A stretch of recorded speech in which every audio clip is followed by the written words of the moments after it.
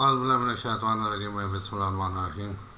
नाज़रीन, आज एक नई वीडियो के साथ फिर हाज़िर हूँ और उम्मीद करता हूँ कि आप मेरी इस वीडियो को भी उसी तरह पसंद करेंगे, शेयर करेंगे, लाइक करेंगे और कमेंट्स बॉक्स में जाके कमेंट्स करेंगे जिस तरह मेरी पिछली तमाम वीडियोस को आप लोगों ने पसंद किया। और नया नाम के लिए खुश आमदीद, वेलकम और साथ रिक्वेस्ट कि मेरे चैनल को सब्सक्राइब करें, बेल आइकन को टच करें और ऑल को टच करें ताकि मेरी तमाम वीडियोस का नोटिफिकेशन बआसानी आप तक पहुंच सके और आप मेरी वीडियो से मुस्तफ़ीद हो सकें। नाज़रीन, हमारा अलमिया ये है कि जहाँ जिसका दांव लगा उन्होंने लूटा। वो चाहे जर्नैल हैं, चाहे जज हैं, चाहे सियासतदान हैं, चाहे ब्यूरोक्रेट हैं, चाहे कोई और है, जिसका दांव लगा, यानी जिसका दांव नहीं लगा ना, वही हाजी नमाजी है इस मुल्क में।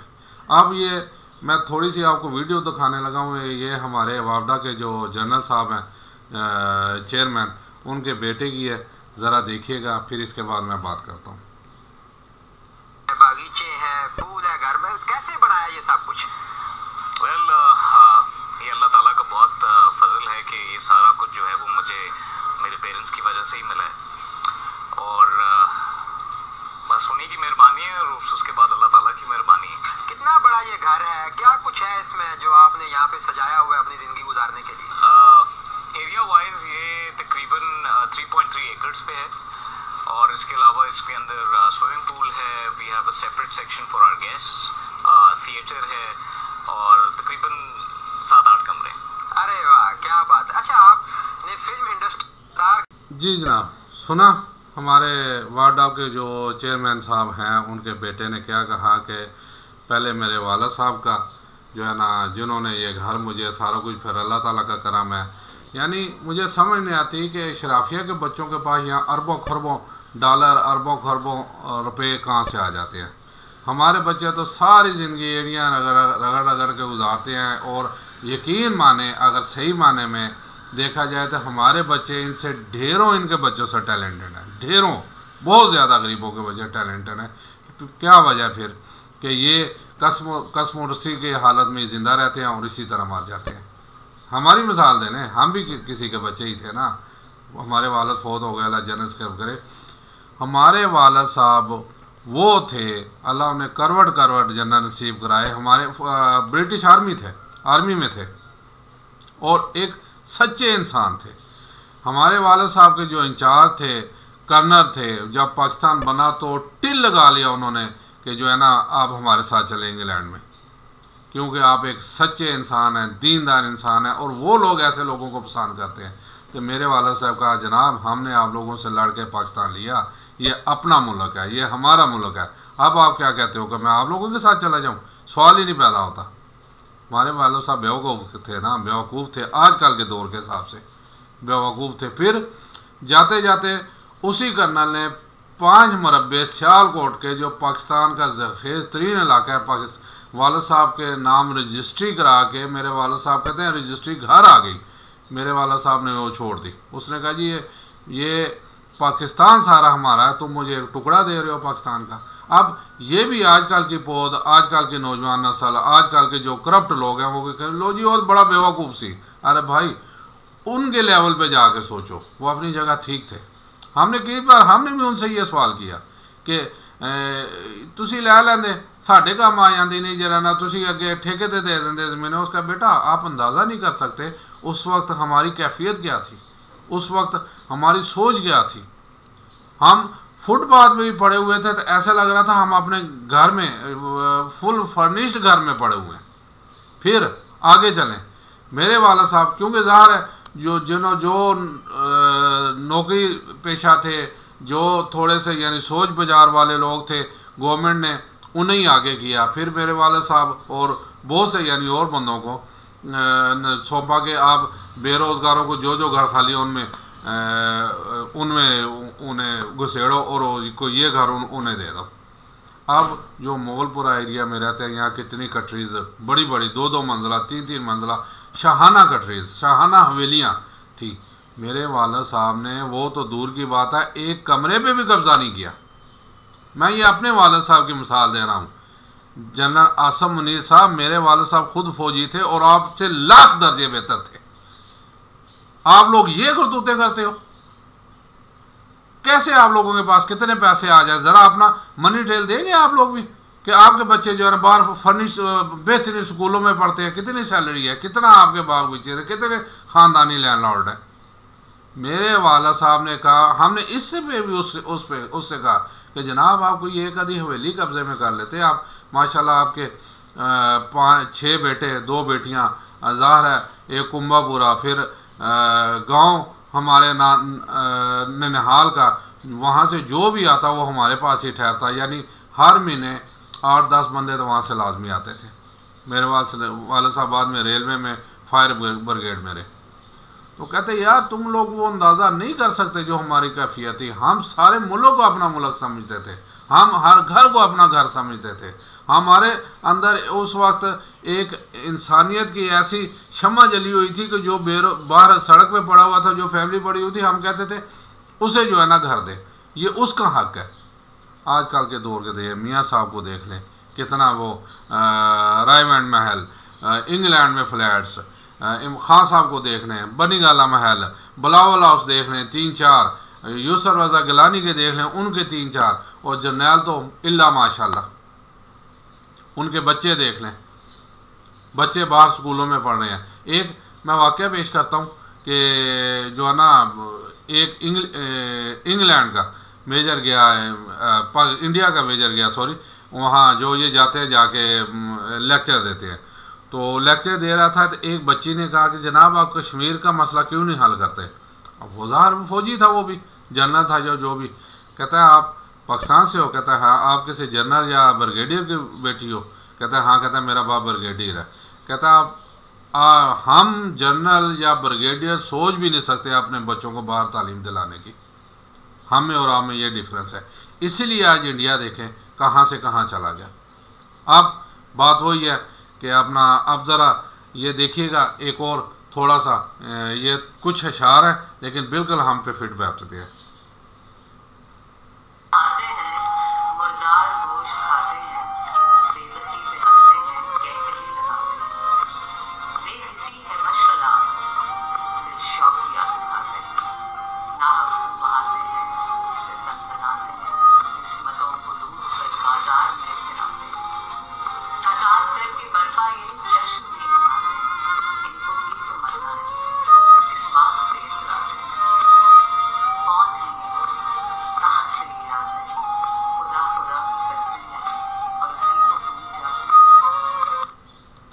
जी जनाब, सुना, असल में हमारा अलमिया ये है कि हर किसी इस गंगा में हर बंदे ने हाथ धोए हैं, हर किसी ने हाथ धोए हैं। जिसका जहाँ जो दाव लगा उसने दाव पूरा खेला और फिर जीत के लिए खेला, फिर उसे यकीन था कि वो जीतेगा। हमारा ये जो माशरा, हमारे माशरे के लोग, हमारे अदारे, हमारे सियासतदान, हमारे जुडिशरी में, मैं सबको नहीं कह रहा, बीच में बहुत बहुत अच्छे लोग भी हैं, लेकिन अक्सरियत इस टाइम हमारे पाकिस्तान के डूबने की वजह यह है कि हम लोग करप्ट हैं। सब इसमें सब मौजूद है और गाहे बगाहे उसका क्या कहते हैं अपना पता भी चलता जाता है। पीछे जैसे पीपल पार्टी की शाजिया मरी के घर से पैसे निकले और एक और बंदे के घर से पैसे निकले, अब वो सब भाग रहे हैं इधर से। यानी इस गंगा में हर बंदे ने हाथ धोए हैं, कोई नहीं दूध का धुला हुआ। फिर कैसे ये मुल्क ये तरक्की करेगा, कैसे ये फला पाएगा, मुझे बताएं ज़रा आप। यानी फिर अगर कोई बोले तो जनाब वो मुजरम उठा लो, उसे गायब कर दो। मिसाल इमरान रियाज खान साहब की जो है ना, जो आज तक नहीं मिल रहे, पता नहीं आप जिंदा भी हैं कि नहीं, किधर हैं, कोई उसकी खबर नहीं है। आप ज़रा एक और छोटी सी वीडियो देखिएगा जी।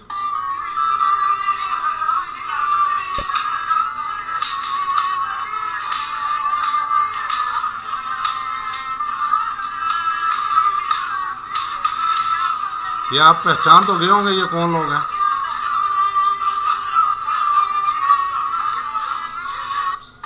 जी जनाब, असल में मेरा ये हक तो बनता है कि लेफ्टिनेंट जनरल जो जनरल सज्जाद गनी हैं, वापडा चेयरमैन हैं, इनसे सवाल किया जाए कि जनाब ज़रा आप अपने मनी ट्रेल बताएंगे, कहाँ से आया इतना पैसा, कैसे इतना शाहाना और ठाट बाट की ज़िंदगी आप लोग गुजार रहे हैं। असल में अब बहुत ज़रूरी है कि हर अदारे में हर, चाहे वो सियासतदान है, चाहे जुडिशरी है, चाहे हमारी फ़ौज है, चाहे दूसरे रिफॉर्म्स बहुत ज़रूरी हैं और ऐसा बंदा आगे आए जो ये कर सके। मैं तो कहता खमीनी जैसा बंदा आए जिसने आके करप्ट लोगों को तह तह किया। और आज देखें, बेशक ईरान डिफ़ाल्टर है, जो भी हमसे लाख दर्जे वो बेहतर है, हमसे लाख दर्जे वो बेहतर है, क्योंकि वो किसी के आगे भीख के लिए हाथ नहीं फैलाता। वहाँ जल्जला आया तो उन्होंने अपनी मदद आप सारा काम किया, कितनी सैंक्शन लगी हैं अमेरिका की तरफ से, लेकिन उन्होंने सर्वाइव किया। उन्होंने किसी आगे ये नहीं कहा कि हम भूखे मर रहे हैं, पैसे दे। यहाँ तो झोलियाँ उठा के फ़ौरन निकल पड़ते हैं लोगों से मदद मांगने। जैसे अभी भी बात वही है कि जो अब भगोड़ा हुआ है हमारा साहब निगरान वज़ीर आज़म शहबाज शरीफ साहब, बैगर कांट चूज़र, ये उन्हीं का फार्मूला है ना। तो भैया ये बैगर बनाया हमें किसने है? आप लोगों ने बनाया। आप जैसे एलीट, आप जैसे शराफिया बदमाशिया, जिसने हमें जो है ना इतनी पस्तियों में, वरना एक टाइम वो भी था हमने जापान को कर्जा दिया था, जापान हमसे नीचे था, चाइना हमसे नीचे था। हम ये सारा मिडिल ईस्ट जो यहाँ तक खड़ा करने में हमारे इंजीनियर्स, हमारे डॉक्टर्स, हमारे दूसरा टेक्निकल स्टाफ का हाथ है। हमारे PIN वालों ने इनकी एयर सर्विसेज शुरू की। आज हमारा देखे क्यों बेड़ा गर्क हुआ है, क्योंकि यहाँ करप्शन करप्शन करप्शन। और जनरल आसिम मुनीर साहब इंतहाई माज़ा के साथ अब आपको भी इस बारे में सोचना पड़ेगा, क्योंकि अब लोग सवाल करते हैं। मेरे पास ढेरों ऐसे सवाल हैं, ढेरों लोगों ने ऐसा कहा है कि जनाब इनसे भी मनी ट्रेल मांगे, इनका भी बताएं कि जो इतनी सारी कंपनियां आप लोगों की चल रही हैं प्रॉफिट में, उसका पैसा किधर जाता है। कंपनियां अलग चल रही हैं, पाकिस्तानी हुकूमत से आप अलग। जैसे अभी भी दफाई बजट बढ़ाया, अभी ज़रूरत थी दफाई बजट बढ़ाने की कि पाकिस्तान एक गरीब मुल्क जो पिस रहा है, गरीब आवाम खुदकुशियाँ कर रही हैं, और आप लोगों ने आसानी से अपना दफाई बजट बढ़ा दिया। वो बेशक अपना सियासतदानों बढ़ाया, लेकिन उसके पीछे हाथ खींच के सारी दुनिया जानती है, सारा पाकिस्तान जानता है। अब असल में बात वही है, जाते जाते मैं ज़रा एक और वीडियो बता दूं कि यहाँ हो क्या रहा है। अब जनाब वीडियो की तो मैं ज़रूरत नहीं, काफ़ी वीडियोज़ हो गई हैं, चंद इशारा है मैं आप लोगों की नज़र कर रहा हूँ। जिस मुल्क की अक्कासी करती है कि उस देश में लगता है अदालत नहीं होती, उस देश में लगता है अदालत नहीं होती, जिस देश में इंसान की हिफाजत नहीं होती। मखलूक खुदा जब किसी मुश्किल में फंसी हो, सजदे में पड़े रहना इबादत नहीं होती। हर शख्स सर पर कफन बांध के निकले, हर शख्स सर पर कफन बांध के निकले। हक के लिए लड़ना तो बगावत नहीं होती, हक के लिए लड़ना तो बगावत नहीं होती। ये शायर जनाब हबीब जालत साहब थे। क्या खूबसूरत, और यकीन माने मैं अपनी आवाम से मुखातब हूँ कि इस टाइम बात यही है कि अपने राइट्स के लिए, अपने हक के लिए आप खुदारा घरों से बाहर निकलें।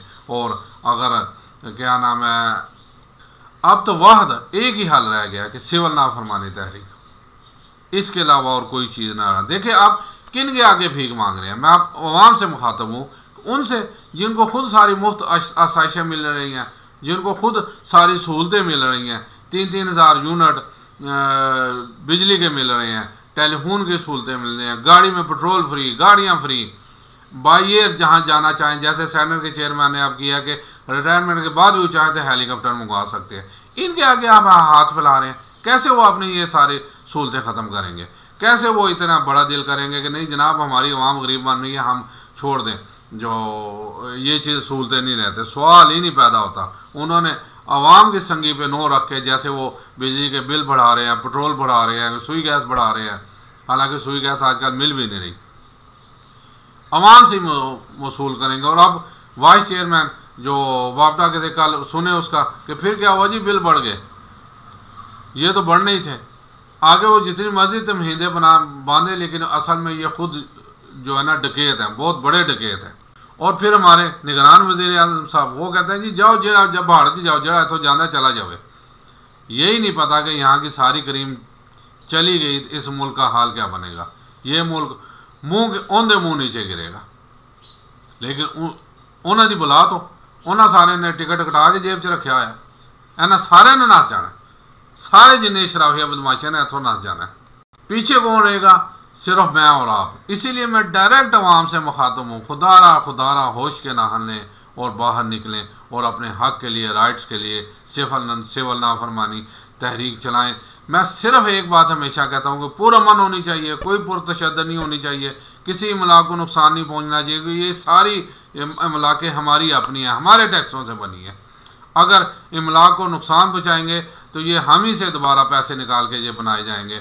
इसलिए पुरअमन और उस वक्त तक शदीद एहतजाज होना चाहिए कि जो है ना ये मजबूर हो जाएं अवाम को सहूलतें देने के लिए। जी नाज़रीन, एक दफ़ा फिर मैं एक पुरानी वीडियो करने लगा हूँ कि एहतजाज हो तो ऐसा होना चाहिए।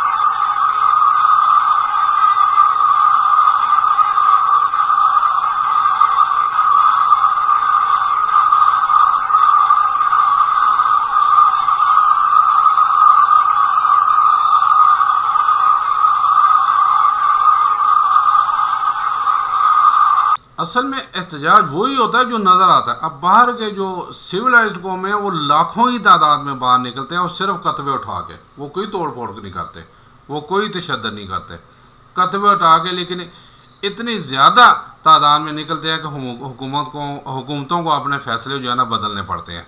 मिसाल मैंने आगे भी दी थी, यूरोप की पेट्रोल $10 उन्होंने महंगा कर दिया, तो जहाँ खड़ा था गाड़ी उसने वहीं ला के और घर आ गया, पूरी ट्रैफिक जाम हो गई। सुबह किया था ऐलान और शाम को वापस करना पड़ गया था। यहाँ आए दिन 15 रुपये, 20 रुपये, 30 रुपये पेट्रोल महंगा होता है। किसी ने सोचा ये उल्टा चलते हैं, कैन लेके भाग जाते हैं, वो जी रात 12 बजे तो बाद पेट्रोल जरा अपना महंगा होएगा, चल हूँ असी जना ना अपनी टैंकी फुल करा दी है। भाई ये बाद में क्या करोगे, क्या करेंगे बाद में आप लोग? बाद में भी ये टैंकी आपका 6 महीने चल जाएगी। असल में यहाँ भी अब ये होना चाहिए। अब ये जो हफ्ते को हड़ताल, कहीं हड़ताल कोई कामयाब नहीं हुई जनाब। यही आप हुकूमत को मैसेज दे दें, हुकूमतों को हमारे में यही जान है, हम इतना ही कर सकते हैं। नज़र आना चाहिए था कि फुल जो है ना पहिया जाम, फुल स्ट्राइक होनी चाहिए थी और अतवार को आगे होना चाहिए था कि सब बाहर निकलते, पूरी कौम बाहर निकलती इस जो महंगाई के खिलाफ। लेकिन नहीं निकली। तो फिर ठीक है, आप लोगों के साथ जो हो रहा है सही हो रहा है, जो हुकूमत कर रही है अब सही कर रही है। क्योंकि मुर्दार कौम जो है ना, ये 24 करोड़ लाशें हैं, ये 24 करोड़ अवाम की लाशें हैं, जिंदा लाशें हैं, जो बाजार तो चल फिर रही हैं लेकिन इनमें जान नहीं है, इनमें दिमाग नहीं है, सोचने की अहलियत नहीं है। ये गुलाम है, गुलाम गुलाम गुलाम, गुलाम दर गुलाम, गुलाम दर गुलाम, गुलाम दर गुलाम, ये कौम है। तो फिर जो हो रहा है ठीक हो रहा है हमारे साथ, बिल्कुल हक बजाना में जो वो कर रहे हैं। खुदारा होश के नाहन लें, उठें, उठ के अपने हक के लिए बाहर निकलें और अपना हक लें। अपना हक अब अगर छीनना भी पड़े तो छीने, क्योंकि अगर अब नहीं तो कभी नहीं, नाउ एंड नेवर। ये याद रखिएगा। आगे आपकी मर्ज़ी, मैं तो आप लोगों को जगाता रहूँगा जब तक मेरे में दम है, जब तक मेरी ज़िंदगी है, मैं आप लोगों को जगाता रहूँगा। लेकिन ये कौम है बहुत मुश्किल। वो एक जो अंग्रेज़ थी ना ह्यूमन राइट्स की, वो ये कालों को कहती थी कि तुम आज़ाद हो, तुम ग़ुलाम नहीं हो, तुम यहाँ से भाग जाओ, आज़ादी की ज़िंदगी गुजारो।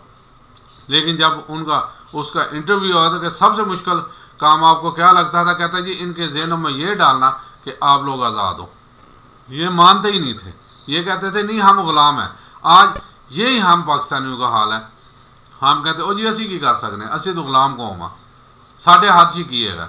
भाई ये देखें, ये ऐसे, हम अभी ऐसे हैं, जब ऐसे हो जाएंगे ना तो फिर ये है ना अगले के दांत तोड़ देगा।